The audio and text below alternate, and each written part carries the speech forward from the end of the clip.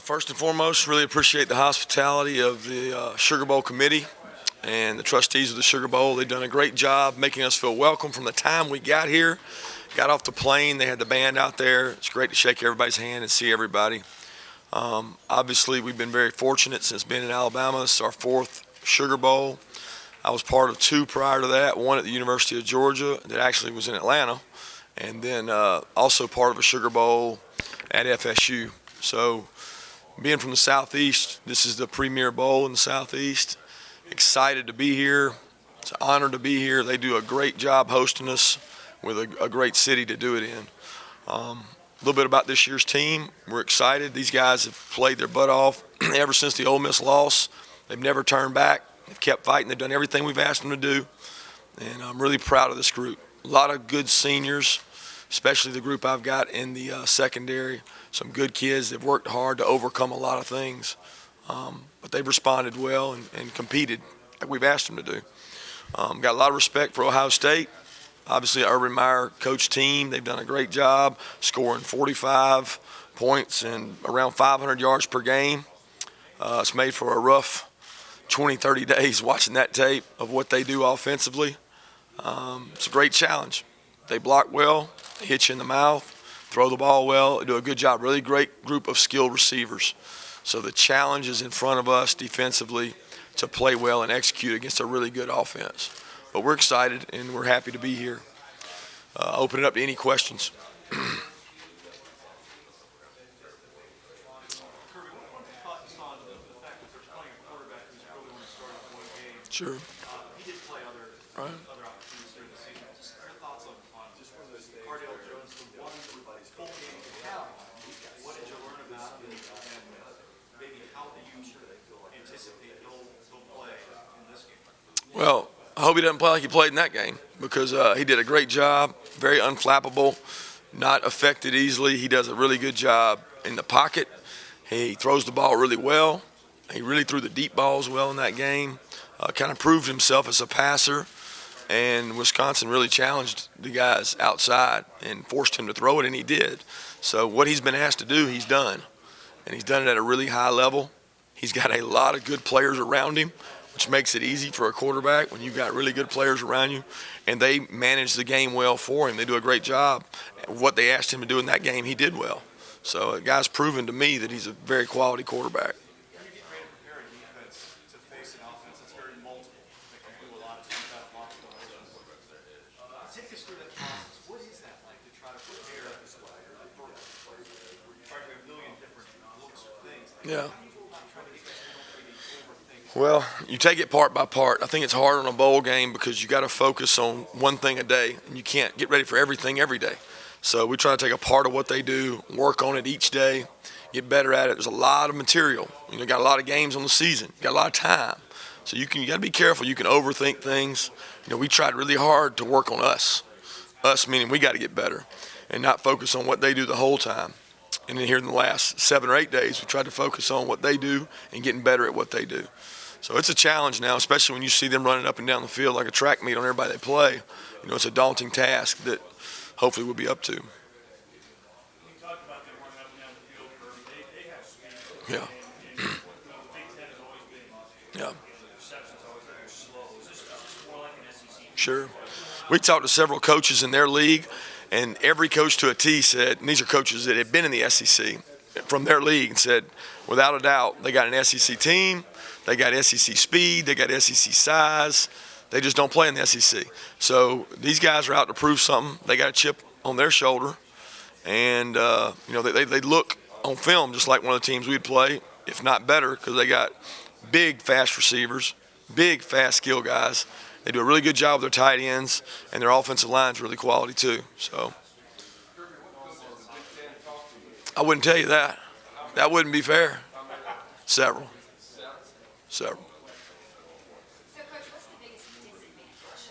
You've only really got that one piece of tape on your quarterback. Well, not knowing how he reacts to different things would be the toughest thing. You don't know how he's going to react in certain situations.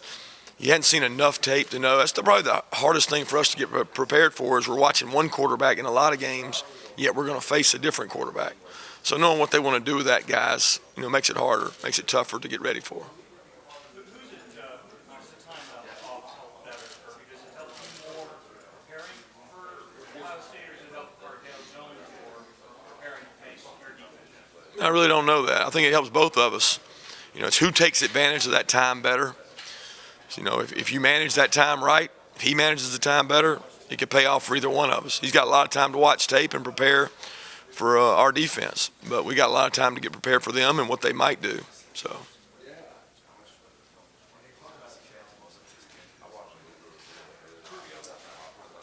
Front, it's a team that had 4 new offensive linemen, and at the beginning of the year, it was Yeah. safety up front. In terms of all the tape study you've done, can you kind of analyze where that group up front was Yeah. from when they started to where they Yeah, they've gotten a lot better. When you talk to people, that's what they say. Well, they got new starters. Well, they're not new starters now. They've started all year, and they play really well together. They've seen a lot of different looks from teams in their league. Pretty much every front you could see, they've seen. They do a great job communicating. You can tell they're really well coached up front. They pick things up. They communicate well. So, they've kind of gelled and played better. They get a hat on a hat and do a good job blocking people up front. So they've improved throughout the year tremendously. the linebacker trade appreciate Yeah, we're up in Ohio. sure, It's a big recruiting move from him. sure. Just a thought on his growth for his career and where he is now, his role with us. Well, Trey is a great leader. I enjoyed recruiting Trey. Coach Sal Sinceri was the lead recruiter on him, but I was coaching the linebackers at the time. Very intelligent, sharp linebacker. Does a great job commanding the huddle, makes a lot of checks for us. He's grown. He played with Dante, he played with CJ, and now he's put himself in that role as a leader. He does a great job day in and day out. Just a quality person overall, and he came a long way to play for us, and he's had a good career. Kirby, you talk about Trey, learning underneath those guys. What did you see in him, take away from each of those guys that, were first round picks? The biggest thing he's taken away is the leadership role. He may be a different player. He may be better playing blocks, playing the run, but the biggest thing he does is lead our team. Every day if we're struggling, not having a good practice, he's not afraid to speak up. That's what CJ did. That's what Nico did. That's what Dante did. So he's the bell cow in there, and he does a good job leading for us, and very quality person, great family. What's it like having that family come down for every single game? You talked about Trey came a long way to play for you guys, and they're making that journey every week. Says a lot for them. They think a lot of him. Got a quality group of people. They've come down to a lot of the games they've come to all over the country. It hadn't been just home games, so they're always there to see him and support him. And again, he's been a great asset for us and a great kind of ambassador for our program.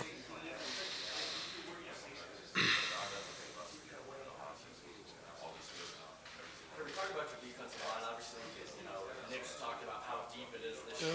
I mean, how do you compare this to previous seasons? It seems like this is the deepest rotation that you've had. Well, it's the healthiest we've been. We've had some of this kind of depth before, but we usually lose a guy in the season, have a guy hurt. Dalvin was a ACL guy, I guess it was last year. We've lost guys in the defensive line in the years past. This year, haven't really lost guys. So it's been able to rotate guys, play a lot of guys, and that helps us. Anytime you got depth at that position, it allows you to play more guys, and that's what we like to do is play a bunch of guys. One thing I know that's disappointed both you and Coach Saban and also secondary. Sure. Some deep balls. Sure. And they have an opportunity to throw the ball well. They have some big receivers that we talked about.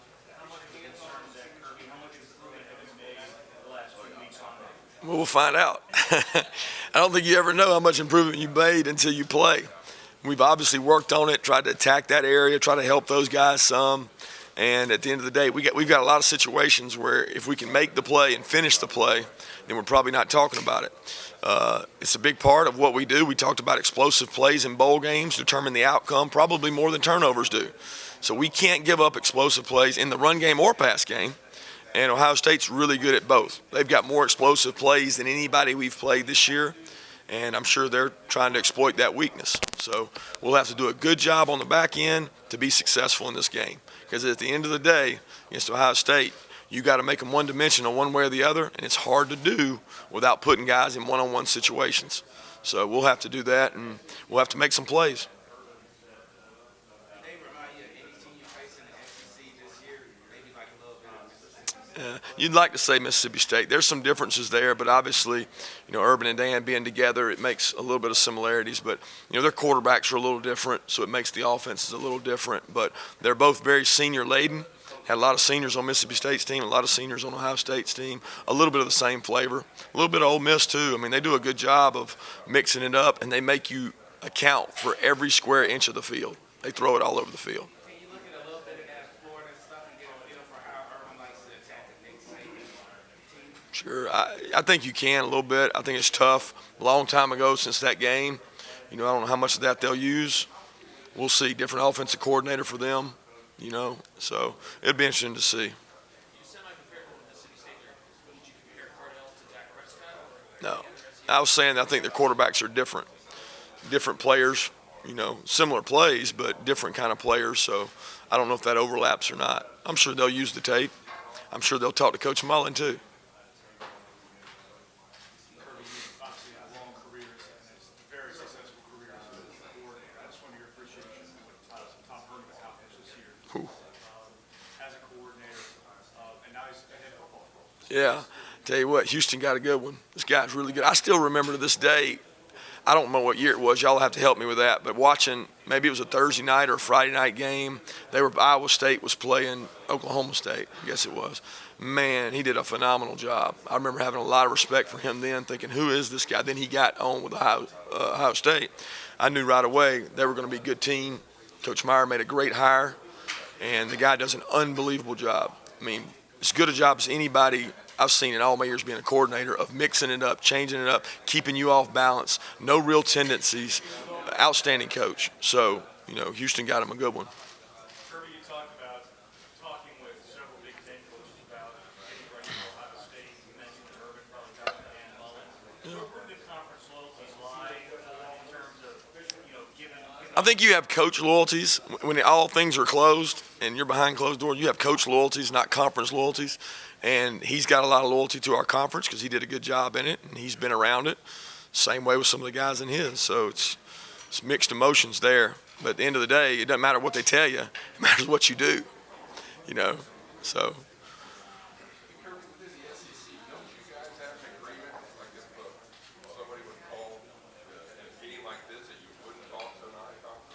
I don't know of any agreement like that.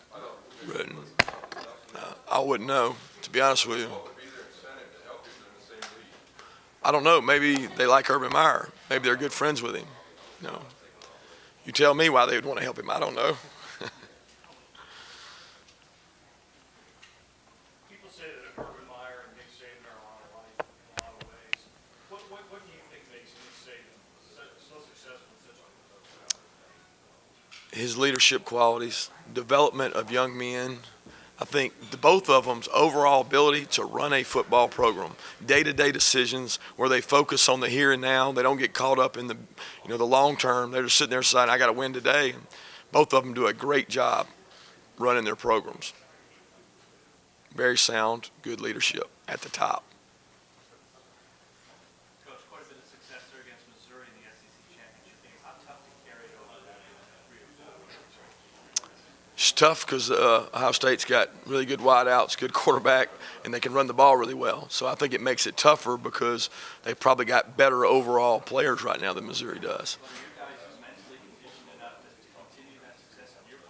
I hope so. We'll find out. I mean, we've tried to work really hard. It's a long layover, so you don't know what you're going to get when you go back out there.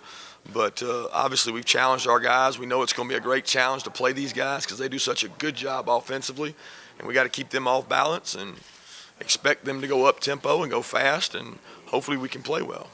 Coach, you said several Big Ten coaches would give some information. I wouldn't say information. I think everybody wants to talk about that and focus on that, where all we're saying is you share different ideas as far as how good is this team, are they good? Because they can't. We're going to do what we do defensively. We're not going to go get ideas from somebody else. When you say information, it's do they look like an SEC team? Are they built like an SEC team? Yes, they're fast. Yes, they're big. Yes, they're physical. That kind of information, not defensive information or secrets. There are no secrets to this game. You got to block. You got to tackle. You got to be physical. You got to be fast. That's what we hope to do. Did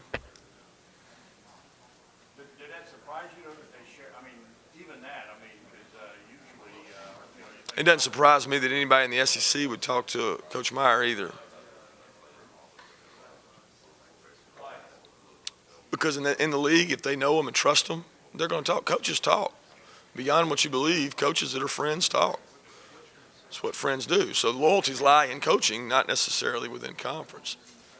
Jonathan, talk about going against a quarterback per se. You've seen him a little bit on tape, not much background on him. How do you get a guy playing this About the secondary for our unit, with these extra practices, have you seen guys like maybe a Tony Brown step up and maybe make more of an impact in a game like this where you might need more corners to step up and make bigger plays? We work hard on developing our young players during this time as a whole. We're trying to get them better for next year. We had a lot of practices to get ready for next year. So a lot of guys have grown up and played more. At the end of the day, the guys that are starters got to play best because they're the guys that are going to play. We're not necessarily going to play more guys in the secondary. We just got to play better in the secondary, and we've challenged them to do that. Coach, I know you guys worked so hard during the season to form an identity of your defense. Now that you're using it for the season, what would you say is the identity? Well, I think it's a real resilient group, really good job in the red area, stopping people, holding them to field goals. I think the identity has been mixed bag of tricks because we've been good sometimes and we've been sloppy sometimes. So at the end of the day, I hope they finish on the note that we started with stopping people in the red area, being physical at the run, and not giving up the big plays. We got to force more turnovers. We haven't been able to do that. So I hope we can finish with that identity of the typical Alabama defense, which is stop the run first, don't give up big plays, and force turnovers.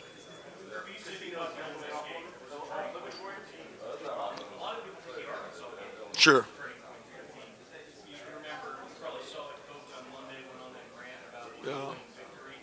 Can you talk about that message that he gave, what he was sharing with the young Right. using that platform for players and also Yeah, I certainly think it helped. I think it helped just as much what he told the team before the Arkansas game, leading into the game, to play, have fun, compete, go win the game. Don't worry about losing the game. Go win the game. And that's the way he played against Arkansas. It didn't matter how many times they went back out there. Our defense was not going to be denied. We weren't going to give up a score. We had to stop them about 4 times in the second half, and each time they did. And I didn't feel like they were playing not to lose like I felt like the Ole Miss game. That's why I say it was probably a turning point going into Arkansas that, hey, we were going to play to win, not play not to lose. And that was probably the biggest difference. Yeah, I agree. They enjoyed. Every time they went out, there were guys in the huddle. Hey, here we go. We need to go stop them again. Whereas I felt like Ole Miss, there was a lot of nervous energy. When's something going to go wrong? Instead of let's go stop them. the other thing, when coach goes on those, Yeah, I've seen him before. give me your opinion of those. He's great. Gets everybody's attention. You obviously pay attention more. You talk about it, so it has an effect. And at the end of the day, that's what you want to do is have an effect on your coaches, players, media, whatever it is.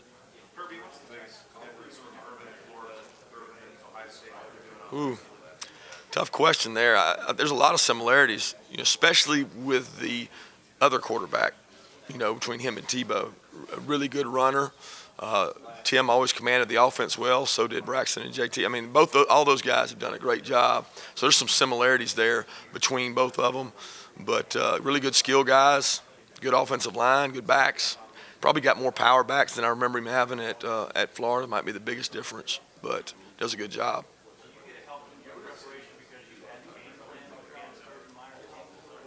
Well, again, I don't know how much is this Urban Meyer? Is this Coach Herman? I don't know.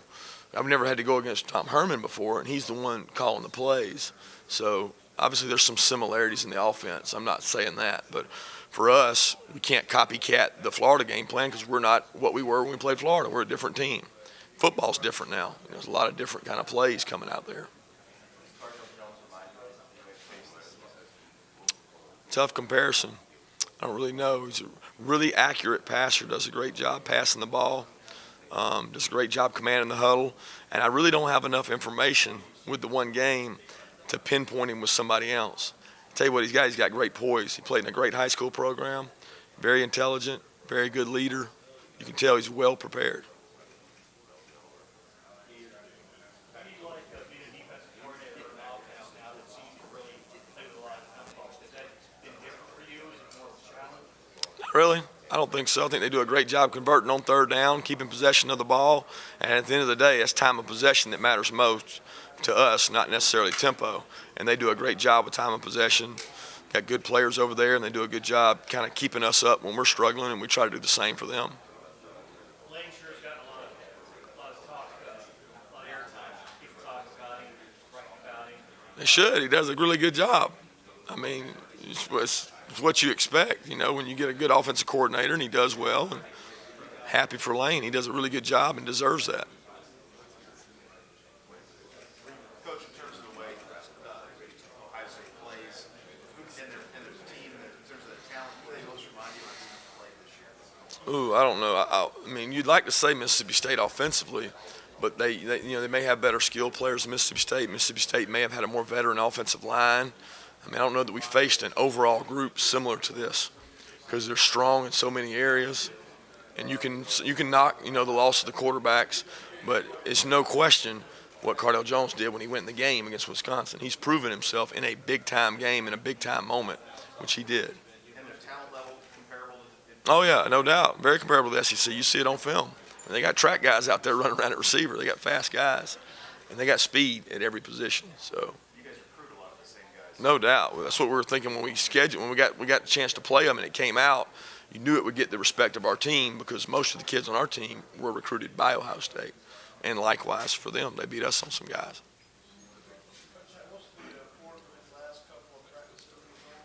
Yeah. Biggest thing is refocusing, recentering, not letting distractions get to them, not letting all the hoopla and New Orleans get to them. Focus on what we got to do to get better and hone in on the game plan, get it right these last 2 days, clean it up, and be ready to come out fast and play fast. Excuse me? No, it's very similar to a normal week. We try to keep everything as normal as we can for a normal game week practice.